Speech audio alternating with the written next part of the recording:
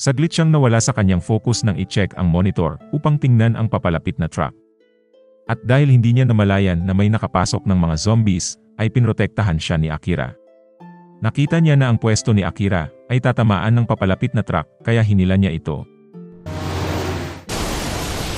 Ang mga zombies ay naipit at ang babaeng ililigtas sana ni Akira ang nagligtas sa kanya. Agad siyang umalis dahil alam niyang maraming parating na zombies dahil sa ingay na idinulot ng pagbangga ng truck. Hinabol siya ni Akira upang magpasalamat ngunit hindi na niya ito inabutan. Sa loob ng isang club ay makikita ang isang lalaki na pinapatahan ang kanyang nakababatang kapatid. Lumapit sa kanya ang tagapamahala at may sinabi. Agad siyang nagpaalam sa kanyang kapatid at sinabing may kailangan lang siyang ayusin at babalik din siya agad. Ang lalaking ito ay si Sho, ang number 1 hosto ng lugar na ito.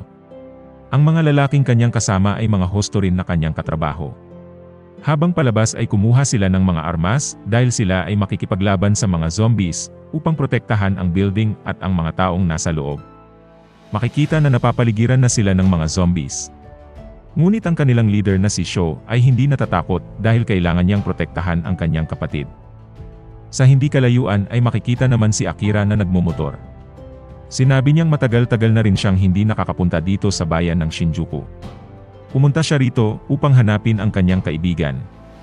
Hindi na siya nagtataka na maraming zombies sa paligid dahil kahit noong wala pang apocalypse ang lugar na ito ay likas na matao.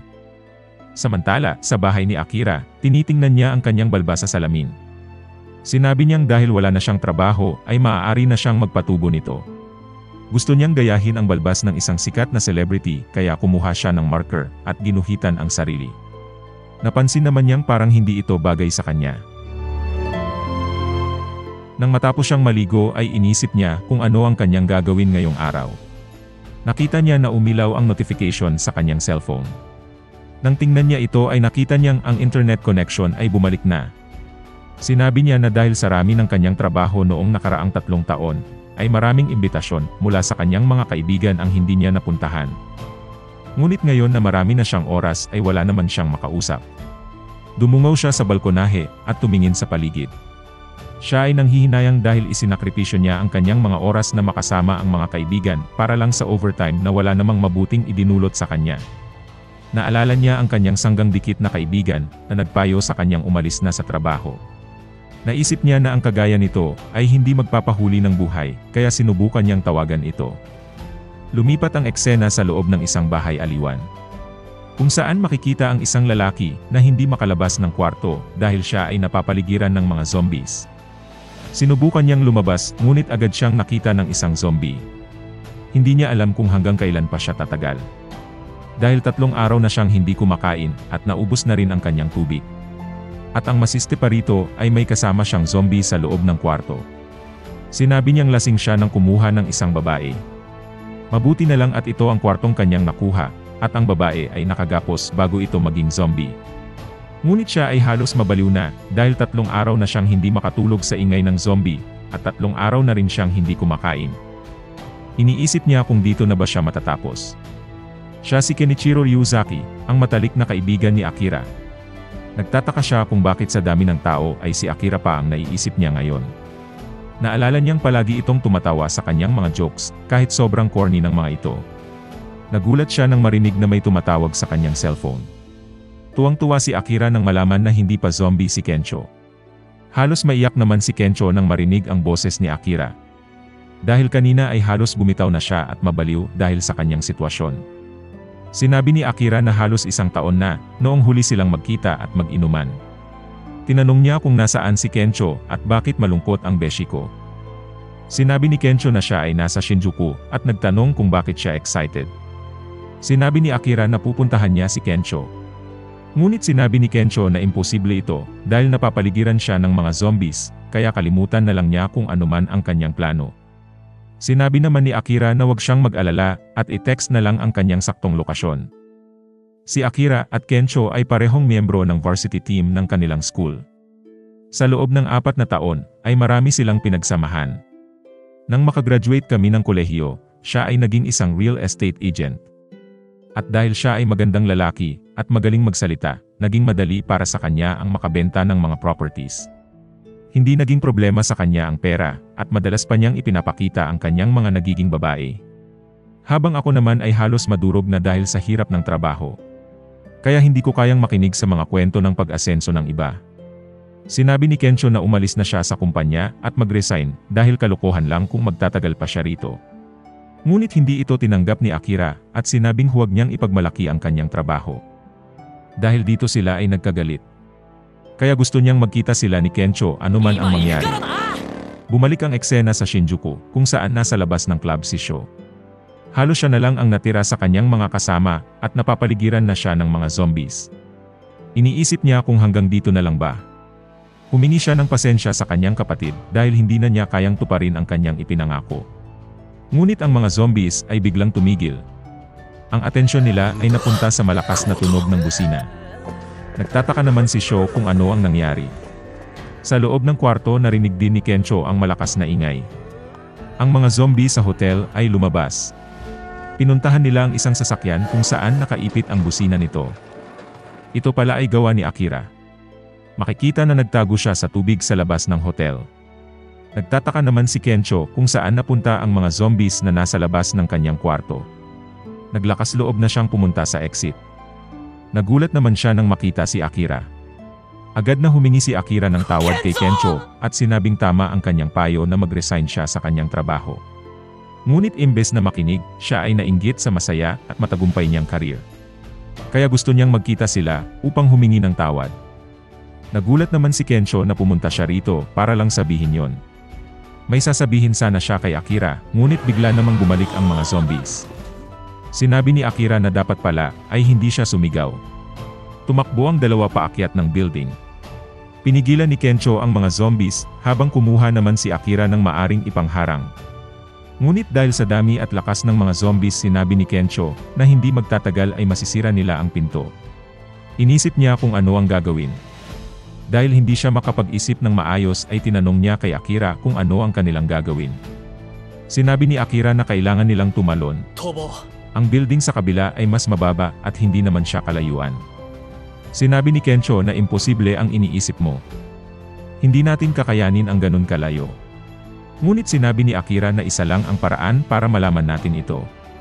Kumuha ito ng puwersa at tumakbo ng mabilis, sabay talon papunta sa kabilang building. Tinanong ni Kensho kung okay lang ba siya. Sumigaw si Akira at sinabing, nakita mo ba yon? Ano pang hinihintay mo, pumunta ka na rito. Ngunit natakot si Kensho at sinabi kay Akira na alam kong pumunta ka rito upang iligtas ako. Ngunit hindi ko alam kung kaya ko ang ginawa mo. Pero bago ang lahat may gusto akong sabihin sa'yo. Ang totoo ay hindi naman ako masaya sa aking trabaho. Dahil araw-araw kailangan kong ngumiti at magkunwari sa mga taong aking nakakaharap. Kadalasan ay niloloko ko ang aking mga kliyente sa kontrata at binibigyan naman ako ng papuri ng aking mga boss. Kahit marami akong pera at maraming nakakasamang maiimpluwensyang tao, ay hindi naman ako masaya. Nagyayabang lang ako sa'yo upang mawala ang nararamdaman kong stress, kaya nagpanggap akong masaya. Isa akong masamang kaibigan. Ako dapat ang humingi sa'yo ng paumanhin. Sinabi rin ni Kensho na ang gusto niyang trabaho ay yung makapagpapasaya sa marami at hindi yung lolokohin ang ibang tao para lang kumita. Sa totoo lang ang gusto ko ay maging isang stand-up comedian. Sinabi ni Akira na kung ganun naman pala ay sino ang pumipigil sa'yo ngayon na gawin ito. Kalaunan ay nakapasok na ang mga zombies sa rooftop. Hindi ba sinabi ko kanina na dapat ay nakikinig rin tayo sa payo ng ating mga kaibigan? Kaya ano pang ginagawa mo dyan? Kumuha ng buwelo si Kensho. Tumakbo siya ng mabilis habang ang mga zombies ay humahabol sa kanya. Pagdating sa dulo ay bigay todo itong lumukso. At habang nasa ere ay nakapagtanggal pa ng kanyang mga damit. Halos mamilipit naman si Akira sa pagtawa nang makita siya.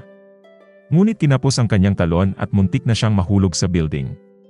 Dahil 3 araw na siyang walang kain, ay wala na siyang lakas. Mabuti na lang at nakapitan siya ni Akira at hinila pataas.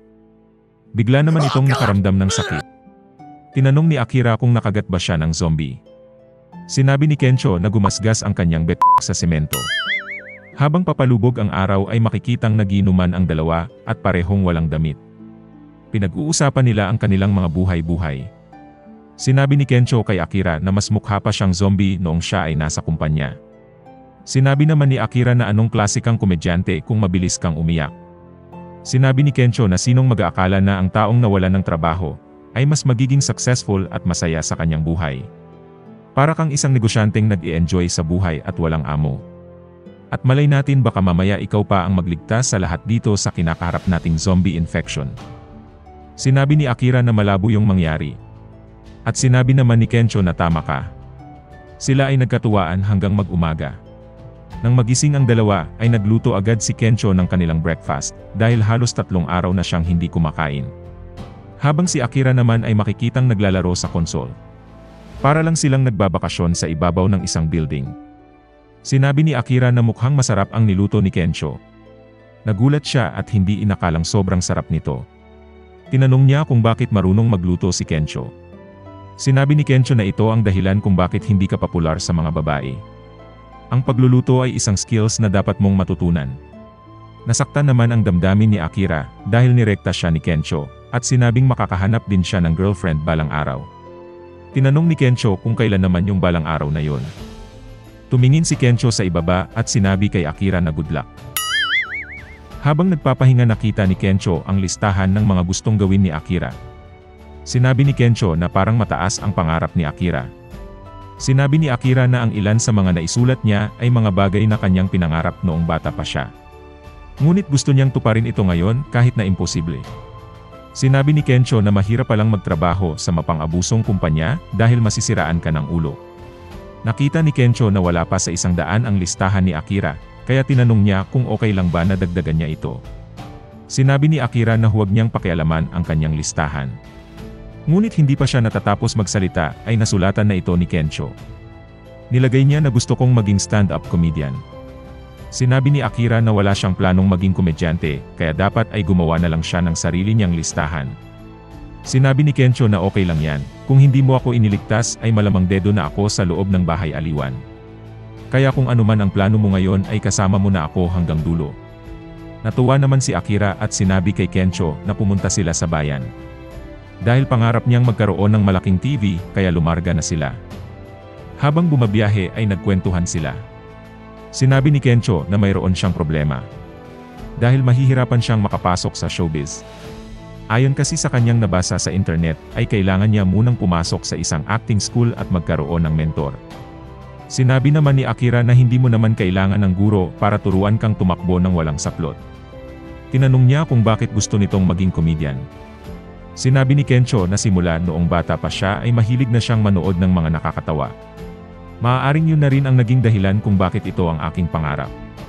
Nang marinig ito ni Akira, ay napaisip siya kung ano nga ba ang pangarap niya. Ito ba ay ang matanggap lang sa isang kumpanya? Bigla namang sumigaw si Kencho dahil hindi napansin ni Akira ang daan.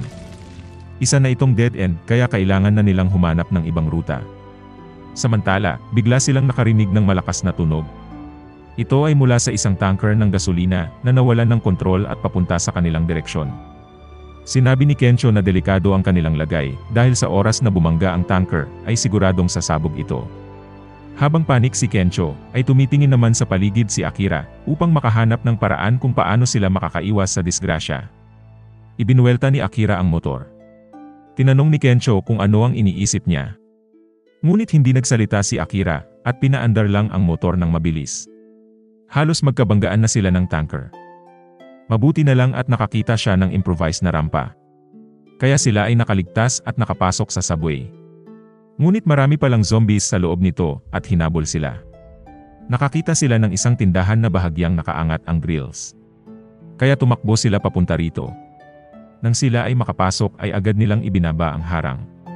Sinabi ni Kencho na sinong mag-aakala na ang simpleng pagbili ng TV ay magiging ganito kadelikado. Bigla namang may tumutok sa kanila ng flashlights. Tinanong ng babae kung hindi ba sila infected. Sinabi ni Akira na hindi naman sila nakagat ng zombies, kaya huwag silang mag-alala. Nagpasalamat si Kencho at sinabing mabuti na lang at may iba pang survivors. Tinanong naman ng babae kung anong pinagpapasalamat niya. Hindi mo ba nakikita na napapaligiran tayo ng mga zombies? Sinabi ng isang babae na katapusan na natin ito. Ngunit sinabi ni Kencho na mas mabuting huwag na muna nating isipin ang mga negatibo. Ang mahalaga ay andito tayo sa loob ng isang department store at marami tayong supplies ng pagkain. Sumang-ayon naman ang babae at kumuha ng mainom. Sinabi niyang kailangan niya ito upang kumalma. Tinanong nila sila Kencho kung gusto rin ba nila ng alak.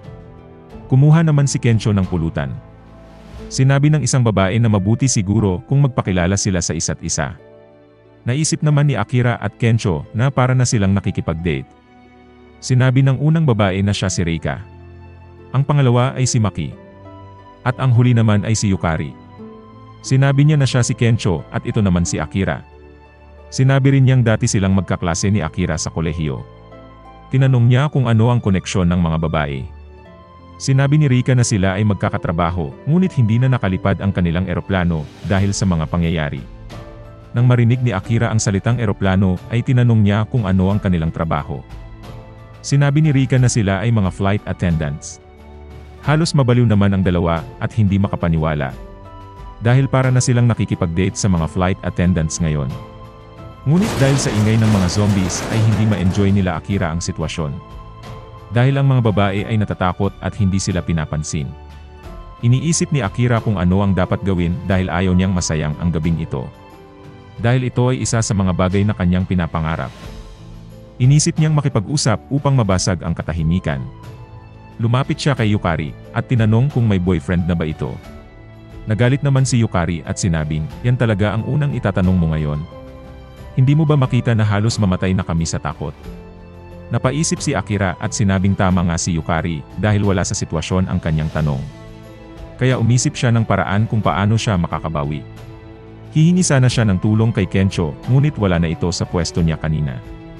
Nakikipaglandian na pala ito kay Maki. Narinig niyang pinag-uusapan nila ang kanilang hometown. Dahil nalaman ni Kencho na magkababayan silang dalawa, ay nagamit niya ito upang mabilis silang magkapalagayan ng loob. Bakit ba hindi ko naisip na itanong kung taga saan si Yukari? Isang tingin lang ni Kencho ay alam na niya ang gusto nitong sabihin. Ito ang dahilan kung bakit hindi ka popular sa mga babae. Sinabi ni Akira na hindi siya papayag na matapos lang ito dito. Mas gugustuhin ko pang maging zombie kaysa palampasin ang pagkakataong ito. Ako si Akira Tendo, 3 taon akong naging alipin ng isang mapang-abusong kumpanya. Ngayon lang ako nakalaya, kaya iinumin ko ang alak na ito gamit ang aking ilong. Nagulat naman sila nang makita na sa ilong talaga pinapadaan ni Akira ang tequila. Natuwa naman si Rika at napacheer sa kanya.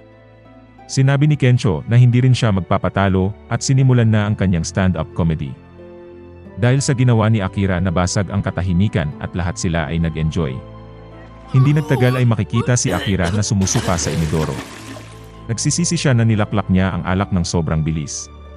Dumating naman si Yukari at tinanong kung siya ba ay okay lang. Nagulat si Akira, kasabay naman nito ay napaisip siya na baka meron pa siyang tsansang maka-score. Makikita naman si Kencho na umakyat sa second floor upang humanap ng mga beddings at unan. Si Riko naman ay nalasing na kaya napahiga na lang ito sa counter. Hindi naman nila alam na ang lalaking kanina pa hindi nagsasalita ay may kagat ng zombie. Kalaunan ay naging zombie na ito at inatake si Riko. Nagulat naman sila Kencho nang makarinig ng malakas na sigaw. Sinabi ni Maki na huwag niya itong pansinin dahil gusto pa niya ng isa. Ngunit sinabi ni Kencho na tama na muna at tingnan muna nila ang sitwasyon. Bumalik ang eksena kay Akira. Nagpasalamat siya kay Yukari at tinanong kung bakit siya sumunod sa kanya. Sinabi ni Yukari na na-appreciate niya ang ginawa ni Akira kanina para pakalmahin sila. At doon naman sa tanong niya kanina kung may boyfriend na siya. Ang sagot ay mayroon na. Nalungkot naman si Akira at sinabing sino ba naman ang magkakagusto sa taong suminghot ng isang bote ng tequila. Ngunit naisip niya na si Yukari ay mabuting tao dahil sinundan siya nito at nag-alala para sa kanya. Sila Kencho naman ay bumangon upang hanapin ang grupo. Nakita niyang zombie na si Riko at bigla itong tumakbo at inatake sila. Nakailag si Kencho, ngunit nakagat nito si Maki. Sinugod ulit siya ni Riko. Mabuti na lang at nakadampot siya ng maleta kaya napabagsak niya ito. Hinanap ni Kencho kung nasaan ang kasama nitong matandang lalaki. Lumipat ang eksena kung saan si Akira at Yukari ay nakaupo na sa hagdan. Sinabi ni Yukari na 3 taon na rin siyang nagtratrabaho bilang flight attendant at nauunawaan niya ang sinabi ni Akira kanina. Sinabi niya na hindi rin madali ang trabaho nila dahil bukod sa nakakapagod ito physically ay nakakapagod rin ito mentally. Dahil iba't ibang uri ng tao ang nakakasalamuha nila kada flight. Kung minsan ay may mga bastos pa na tinatawag lang silang flying waitress. Ngunit kahit mahirap ay nagtitiis ako dahil ito ang pinangarap kong trabaho. Sinabi ni Akira na noong makagraduate siya ng kolehiyo ay agad siyang naghanap ng trabaho. Naisip niyang kung sa advertising company siya makakapasok ay magiging masaya siya dahil makakatagpo siya ng mga celebrity. Ngunit mali pala ang kanyang inaakala. Pakiramdam tuloy niya na ang pagiging empleyado ng malaking kumpanya ay hindi niya talaga pangarap dahil hindi naman niya ito nagustuhan. Sinabi ni Akira na kung ang pangarap talaga ni Yukari ay maging flight attendant ay ipagpatuloy lang niya ito. Ano naman kung may bastos na pasahero? Maaari mo namang i-report siya sa security, ang mahalaga ay masaya ka sa ginagawa mo. Nagulat si Yukari sa sinabi ni Akira, ngunit bago pa siya makapagsalita ay kinagat na siya ng matandang naging zombie. Nang makita ito ni Akira ay agad niyang tinulungan si Yukari. Hinatak niya ang zombie at sinuntok pababa ng hagdan. Ngunit nakagat na nito si Yukari. Sinabi niya na iwan na siya ni Akira. Ngunit sinabi ni Akira na hindi niya kayang iwanan ito. Lumapit si Yukari at sinabi kay Akira na kanina nung hinimas ko ang iyong likod ay naalala ko ang aking sarili noong bata pa ako. Ito yung unang pagsakay ko sa eroplano at sobrang sama ng pakiramdam ko dahil sa pagkahilo. May isang flight attendant na marahang humahaplos sa aking likod noong ako'y sumusuka. At dahil sa kanya ay gumaan ang pakiramdam ko. Simula noon ay inilagay ko na sa isip ko na gusto kong maging katulad niya paglaki ko. Kaya ito talaga ang aking pangarap. Natuwa naman si Akira at sinabing sana ay makita rin niya ang kanyang pangarap. Itinulak niya si Akira dahil alam niyang pasugod na ulit ang zombie. Sinabi niya na nag-enjoy siya sa party kanina. Wala na siyang nagawa kundi iwan si Yukari. Kalaunan ay nagkita sila ni Kensho. Sinabi ni Kensho na kanina pa niya siya hinahanap dahil naging zombie na rin sila Maki. Bigla namang natawa si Akira. Dahil nakita niyang buhat-buhat nito ang isang malaking TV. Sinabi niyang panalo talaga si Kensho. Agad silang umalis na dala-dala ang malaking TV. Bilang narrator sobrang natutuwa ako sa kanilang dalawa noong ginagawa ko ang video na ito. Ang sarap talaga na may kaibigan kang kasama sa kalokohan. Yung tunay at hindi ka iiwan may pera ka man o wala. Hindi naman makapaniwala si Kensho na sa gitna ng zombie apocalypse ay dito pa matutupad ang isa sa mga imposibleng pangarap ni Akira. Ang makadate ang isang flight attendant. Naalala naman ni Akira ang sinabi ni Kensho. Simula noong bata pa siya ay gusto na niyang maging komedyante. Naisip rin niya ang kwento ni Yukari. Kaya isinulat na niya ang pang-35 sa kanyang listahan.